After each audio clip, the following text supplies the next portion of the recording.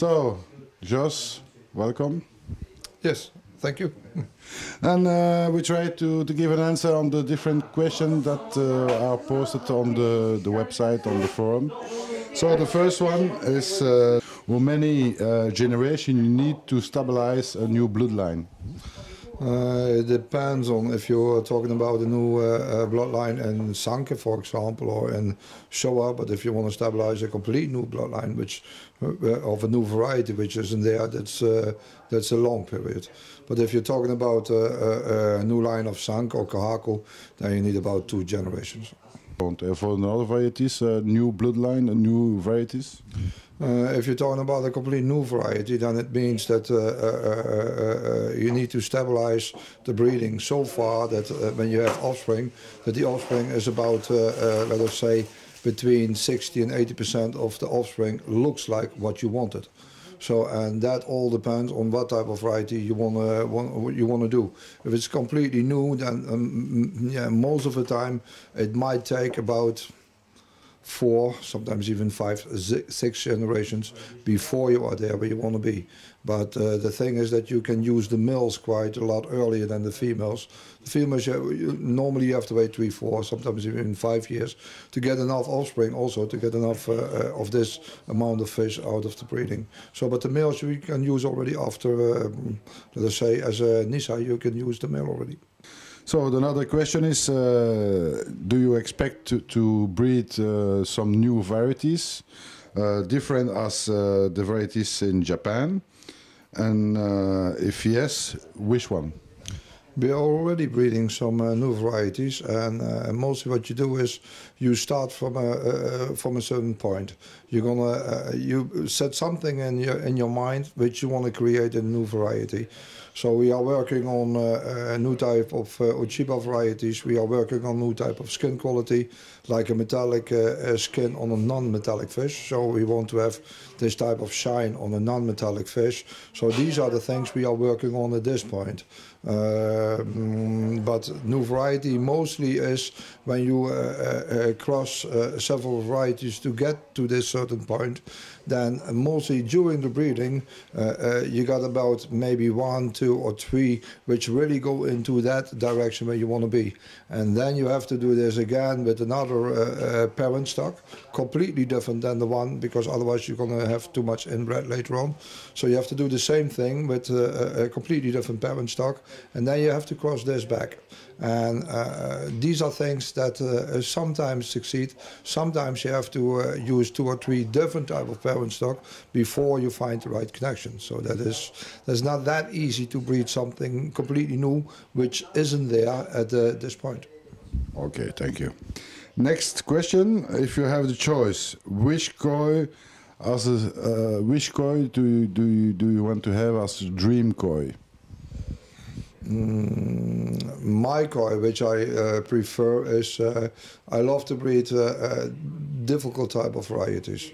So difficult type of varieties means, for example, Senke. Senke is one koi which has so many, needs so many skills. The black needs to be at correct places. The red patterns need to be in the correct places. They have to look like a Kohaku.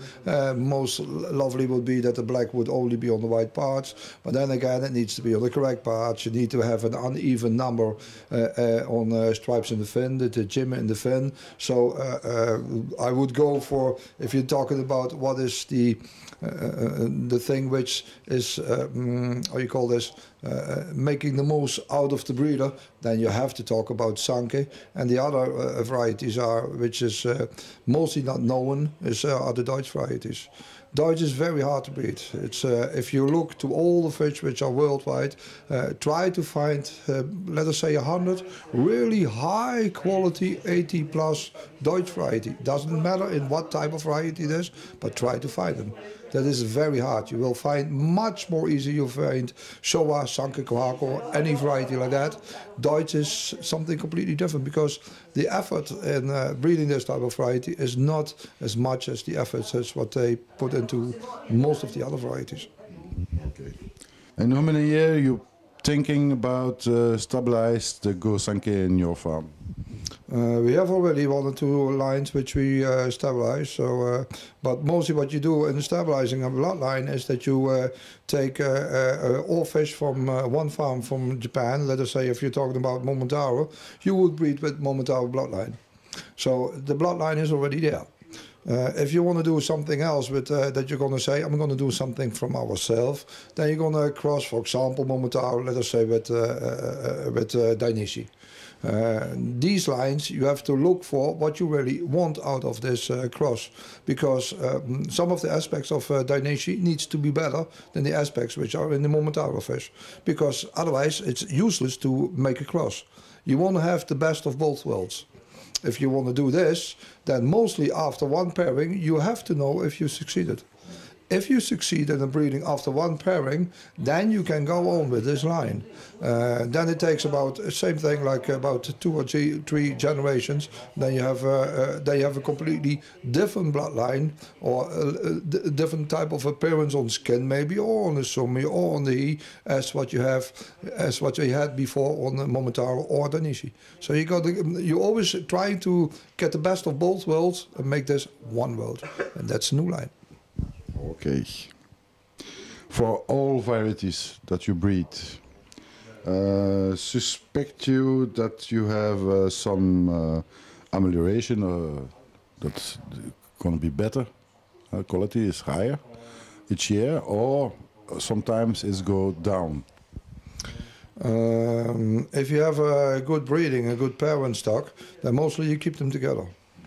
So that means year after year you will have about the same quality of fish. Sometimes it varies in the amount, but the quality is mostly the same. So if you want to improve on your quality, you have to improve on your bloodlines, you have to improve on your breeding. So same thing goes again. Then you look for a specific type of male or female which have a little bit better characteristic as the other one. So there has to be a little improvement already in one of the parents before you're going to start using these in your breeding. That doesn't mean that it has to have a nice pattern. It doesn't mean that it has to have a nice coloration to the fish itself, but it has to have something which the other one don't have. Otherwise, you can't put this type of thing into the new breeding. Only then, when you put this into a new breeding, then you can improve, and then you can grow into your results of breeding. So you always have to look at every breeding. You have to look ahead for the future. So you also have to take the best ones out for the breeding program. The best ones very often are not the most beautiful ones, because the best ones very often will not win the show. Because on breeding fish, it's you don't need to look at pattern. On breeding fish, you need to look at a certain type of skin quality, certain type of body shape, a certain type of depth towards the layers of the pigmentation, all these type of things. So the pattern is not so important. Okay, thank you. So the next question is it a better preparation for the koi on US climate? If I understand the question correctly, is it better on the climate what we have here to Belgium, France, also Netherlands? I think the climate down here is not what koi really prefer. So the best climate on koi to grow and to get them big enough in the shortest period of time is what we have in Japan. Japan has temperatures in the summertime and in mud pounds somewhere in the range between 24 and 28 degrees Celsius. This is normal, this is common. So, and that means it's about, let us say, starting from May when they place the fish outside until October, November, until they collect the fish again from outside. So that means months in a row they have high temperature. Fish will only grow on a high temperature in a rate as what we know from Japan. So very often if you put the fish colder, let us say on 20 degrees Celsius or 21 degrees Celsius, which is a little bit more in the way like what we have here, just maybe for 1 week, 2 weeks, 3 weeks in a row, then the growing rate of the fish will not be as, it's not the optimum range. So let me say like that. So the good thing for Poland is that we have land climate, and the temperatures in Poland are about Yeah, about 2 until 3 degrees warm in the summertime is what we have in Belgium, Holland or Germany. So the grow is the most important point between the climate finally. If you don't, if you want to say that you want to have big koi, the longer it takes to get a big koi, the more can happen. So that means if it's going to take 8 years to grow a koi big, that means also in 8 years' time something can happen to the koi. If you can do the same thing in about 3, 4, 5 years, that means you win already 2, 3, 4, 5 years. So that means also on skin quality the fish will look younger. So when the fish looks young on the skin quality, but also you have less chance, and you're not talking about a couple of months less chance, but you're talking about years less chance of an infection, of extra treatments for parasites, and all these type of things which come along in the period that the fish will grow. So the sooner you get it big, the better it is for the fish itself. Of course, you can overdo this. So very often, I think, if you're talking about too big torsai or too big nisai, yeah, how far is this okay again for the fish? So I prefer to let the fish grow normally between nisai and sansai. I prefer to let them grow a little bit slower to maintain the skin quality, to maintain the body shape and all these things. So, but if you're really talking about the fast growing and the slower growing fish, this is some breeders do it in this way, some breeders do it in that way. Let me say like that. But for me, when they grow too fast, that's also not 100% correct. And the next question is: are all the kois still outside during the winter? If yes, to which temperature you feed the kois? The high quality is all inside. We're talking about what we have inside now is about high quality is about 5,000 tosai and about altogether on sorry, nisai, sansai, yonsai, you're talking about around 1,000 fish which are inside.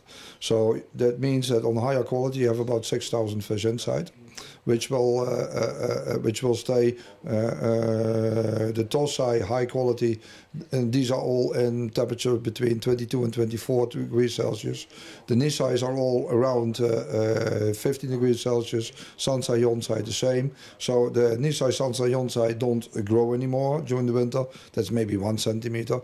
But tosai, the high quality tosai, we let them grow on until the so-called jumbo tosai from between 25 and 35, 40 cm. Then you have the lesser quality of the tosais, which is mostly the biggest group.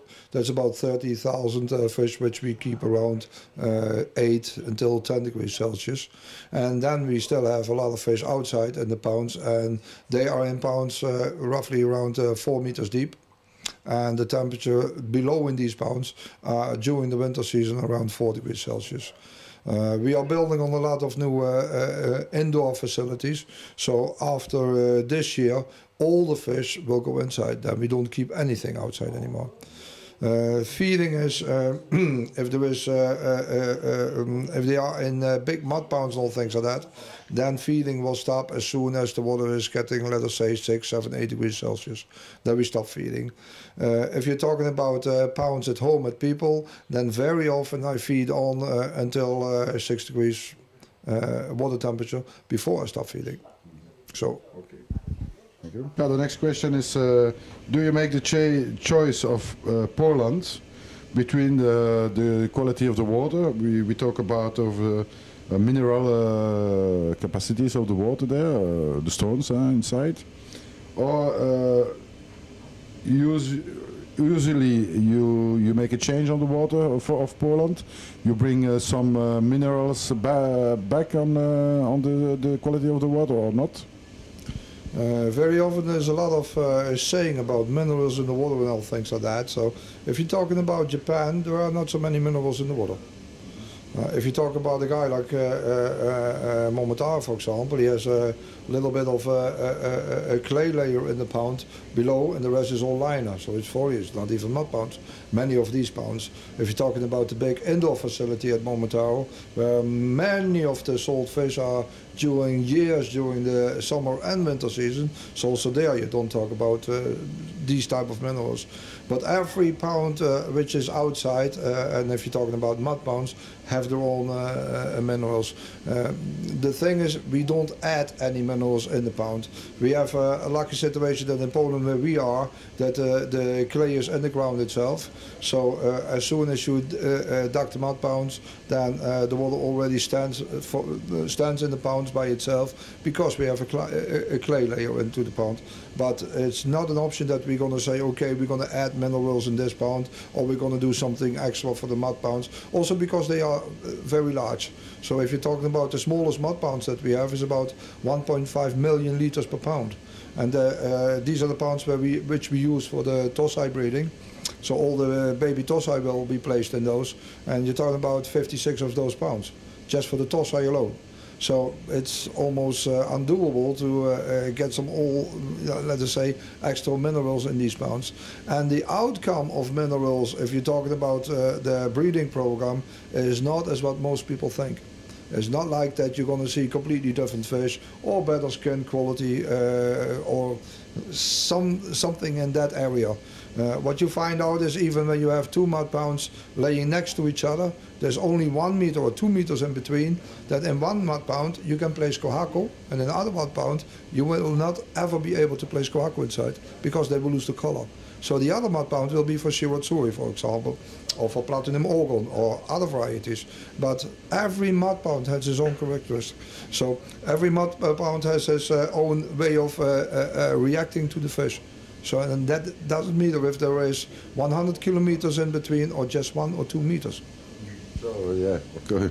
It's very important to know which type of fish that you can put in your pond. Always. We always do when we have new mud pounds. We always take about 20 or 30 different type of varieties. We place them in there for a year, and then we will see what will happen to the fish. So, and only the fish that comes out of these mud pounds in the most perfect way, then it's written already on a sign on the mud pound. For example, kohaku is perfect in this pound. Then you just place kohaku from that time on, only kohaku in this mud pound, nothing else. Okay, thank you. Question is actually to breed, use you females from your own breeding, or other bloodline from other countries? We do both. We have breeding fish directly from Japan, which I selected also in Japan, especially for breeding purposes. And we do breedings with the fish which we bred, and then we use the second generation, because the second generation is already homebred fish. So it's a little bit of both worlds. Okay. How many different varieties you breed? Oh, that's a lot. The thing is, namely, because we want to give a product to Europe, and we can't just do like most people in Japan can. They can say, okay, let's breed only Sanke, Go Sanke, and then maybe 1 or 2 varieties extra. We want to bring a complete product. That means that we have to breed Platina, and we have to breed Yamabuki, and we have to breed Chagoi, and we have to breed Sanke and Kohaku and Showa and every other variety which is there. So you could almost say, which type of variety do you not breed? So at this point, only Karashigoi we did not breed this year.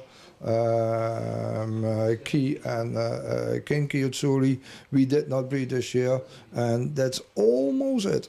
If you're talking about the varieties which are really known, then these are almost the varieties which we did not breed. So, and starting from next year, Karashigoi, including Kiyotsuri, will also be added already to our list. So the full list then? Yeah, almost the full list. Yeah. Okay. When you breed, you do it natural manner of artificial as most scientific way? Mostly what we do is in a natural way, but if this does not succeed, then you have to help the female. If you want to have eggs and fry of this parent stock, then you have to help it. then you're going to start using hormones. So, and you inject then the female with the hormones, and then you do it in the same way. Even then, you try for the female to do it in a natural way by giving the eggs out herself. Taking the fish out and getting the eggs out by hand is maybe out of 100 breeding there will be 1 or 2. That's it, no more. Okay. After how many weeks you make the first selection, and after how many time during to do the other selection? First selection is always 4 weeks after we place the fry into the mud pound. The fry will always stay inside in the breeding facility until they're between 5 and 7 days old. And then 4 weeks after the fry is placed in the mud pounds, we do the first cull. Then mostly 3-4 weeks later we do the second cull. And this will go on until they go inside. Okay. How many percent kois are eliminated after 6 months between your selection? This year we bred roughly around 8.5 million fish. Out of 8.5 million fish, about 5,000 went inside, which we consider to be the nicer tosai. Out of these 5,000, about let us say a couple of hundred will be the highest quality, and just a few, and then you're talking about less than 5, will be the top quality. So then what you will say about the fish that we also keep for the market, which are in the lower until the lowest price range, that's about between 25 and 30,000 pieces. So that's the total amount of 8.5 million fish which survive the culls. Okay, thank you. If some varieties are more easier to select it after a few weeks? Yeah, Kohaku is very easy to select. Showa is quite easy to select. Quite easy to select is Goromo, these type of varieties. So many people think that they are more hard to select. But if you're talking about a variety like, for example, Benekiko Koreo, that's maybe the hardest variety to select of all of the varieties. If you're talking about selection in small fish like 4-week-old Platinum Ogon, then you have to look towards only skin quality and a certain type of shape to the fish, but especially the shine on the fish. This is much more harder because you have only one pigmentation to the skin, and then you have to look which one has the best luster. Then look at the body shape and all things like that. But the luster on Platinum Ogon is the most important thing. Then you have to look at the different type of luster will also occur on top of, let us say, the pigmentation of the skin. Is it pure white? Is it silvery white? Is it a little bit yellow type of white? Is it grey white? All these things. So very often these type of varieties are much more hard to select. So it also happens that for example on Platinum Ogon, I can say, okay, leave them in the pound for 6-7 weeks before we do the first cull. Because it's much harder. It looks easier because everybody says, yeah, it's a platinum, it's a white one. Yeah, that is correct, it's a white one. But get the good white ones out. In small fishes, they don't grow as fast as Kohaku or Showa Sanke, for example. So 6-7 weeks old means between 4, 5, 6 centimeters on platinum. 6-7 weeks old on Kohaku might mean between 4 and 8, 9 centimeters. So there's a huge difference also. Okay.